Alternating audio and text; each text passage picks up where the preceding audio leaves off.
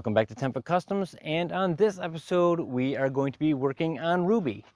It's a Saturday, the day before Easter, and it is a gorgeous day finally. Upper 40s, the sun's shining, so it feels a lot warmer out here, but it is just a gorgeous, gorgeous day. So figured I'd get Ruby out of the garage and we could try to delve into Ruby's final little thing that's caused me not to be able to drive Ruby on a regular basis. Well, ever, technically. There's one final thing, and it's kind of been a nagging problem since I got Ruby, and it was one of the things I didn't think I was going to have to deal with, but it's something that has become the main problem now. So I'll bring you in here in a second here, and we'll delve into what exactly I'm dealing with Ruby. So let me bring you in here.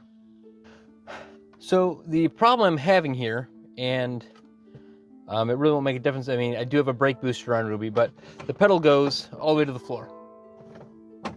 All the way to the floor, every time. Now, if I can pump it up, and now I've got pedal, and I can't push it to the floor. If I let go of it, back to the floor again. So I can pump it up and get a stiff pedal, and that's good, and it'll stay there. It won't drift. Let go, to the floor.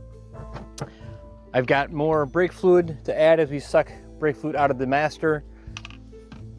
And then I've got a brake bleeder, vacuum brake bleeder. So basically how this works is you hook this little end onto your bleeder.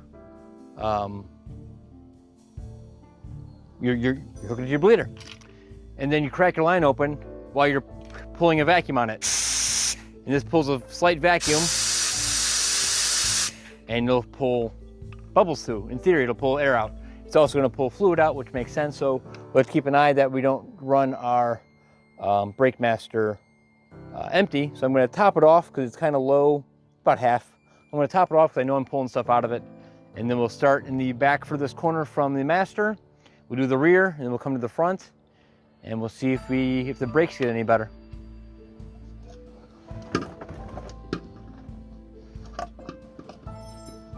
Okay. Take this, pop it on the end of the bleeder, like so. Actually, I'm going to loosen this up first to make sure it's a little bit easier.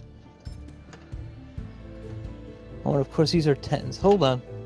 Fronts are 3/8, rears are 10s.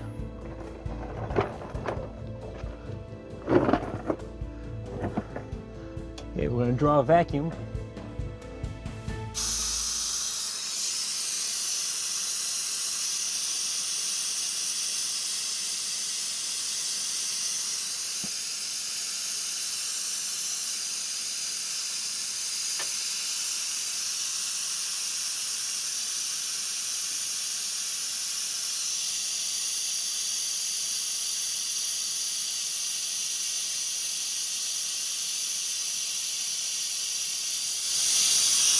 And we're drawing fluid out into the reservoir here, which is what we want. Close it. Open it up again.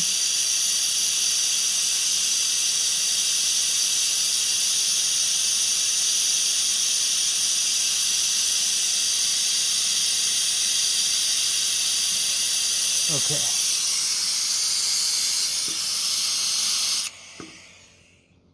Okay, pulled out fluid from there, so let's do the same thing with the other side.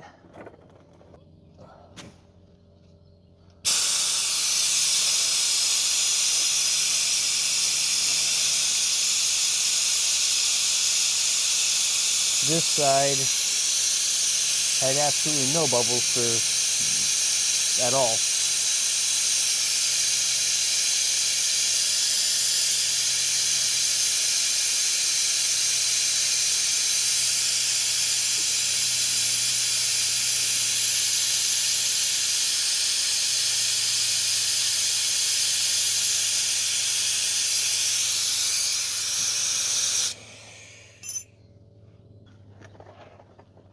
So this side had absolutely no bubbles at all, but we will go check the master now to make sure that's not empty, because that would be bad. We barely pulled anything out of it. I mean, it did go down, which is good. It means we're pulling fluid out. So now we'll come up here and do the fronts, and then we'll check the brakes and see if anything changed. If nothing changes, then we'll go through and do it again. And we'll do it a few times to see if we get any kind of better brake pedal. And I'm hoping this will solve the problem. If not, I'm really not quite sure what we're going to do, but we'll cross that bridge when we come to it. So I'm going to do the fronts just like I did the rears, and when I'm done, I'll bring you back in. I made 2 passes around each bleeder, so back was done twice and the front was done twice. I do believe I did pull some air out of the front driver's side caliper, so we're going to jump in here and see if it made any kind of a difference. I put the cover back on the Master so it doesn't shoot fluid everywhere. Topped everything off to make sure it was good. Let's see what we got. Nothing. Nothing.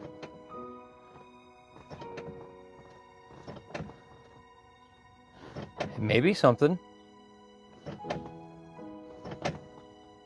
Hey, we actually may have a pedal.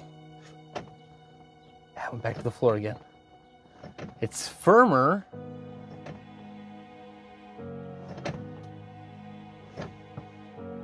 Sit up. Back to the floor. It pumps up quicker now, so I would assume that means that there was more air in it that I got out into the floor. Well, what this means is that I'm going to start it. I'm going to start it and see what the brake booster does. See if it changes anything.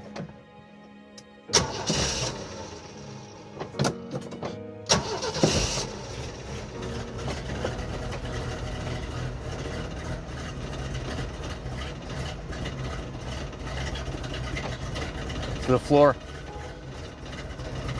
It feels good. That first 2 presses. Again, it pumps up way quicker now, but now we're back to the floor.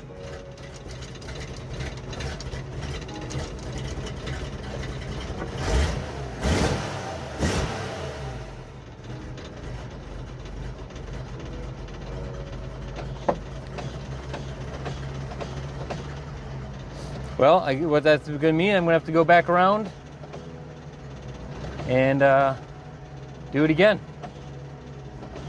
I'll make 2 more rounds.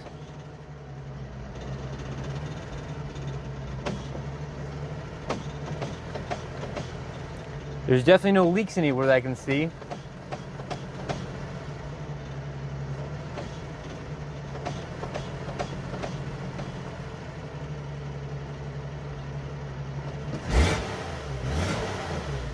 Yeah, so there's definitely something going on.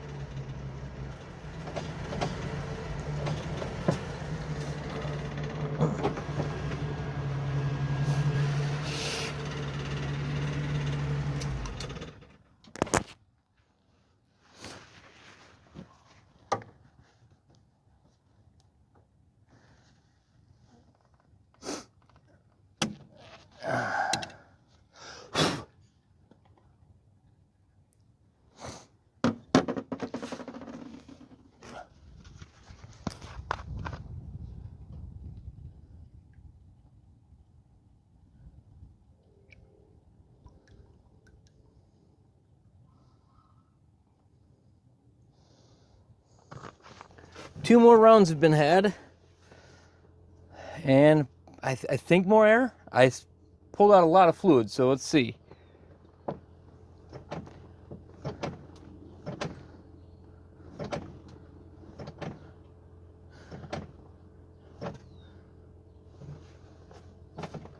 Nope, goes to the floor. I am uncertain about why it is doing this.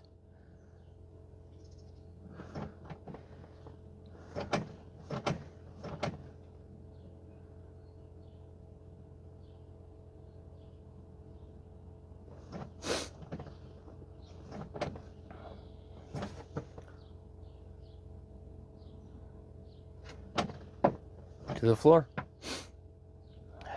It pumps up faster for sure. Two or three pumps and I've got a pedal. That's not quite safe to drive on though, for a daily.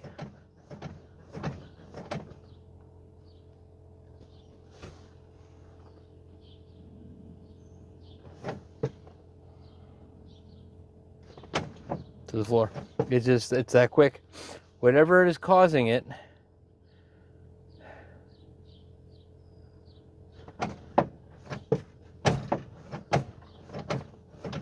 We got good brake. I mean, it's a good feeling brake pedal. I can get my foot underneath between the firewall and the pedal, or my toes, but then it just goes right to the firewall.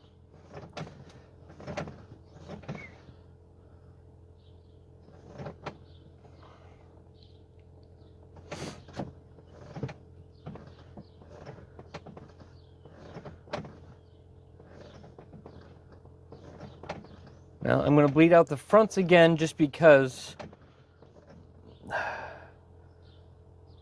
the rears are instantaneous fluid every time. The fronts sometimes feel like they've got a little bit of time before the fluid actually starts coming out. So we'll do those again. Yeah, something's changing because it is pumping up faster, but it still goes to the floor, and eventually it's gonna have to stop going to the floor. Weird. Do it again. The other thing that I am noticing, which is good, is right there you can see bubbles coming out of the master. So that means that there's air caught somewhere. So we'll just keep working it and get all the air out. So I've been bleeding the brakes now on Ruby for almost 2 hours, just on the front two calipers. I keep getting a little bit of air and I keep getting some bubbles in the rear master front reservoir. So that's where my air is, and I've actually got brakes. They're not 100%, but I can push the pedal down and it doesn't go to the floor. I can release it and it doesn't go to the floor. So that's really good.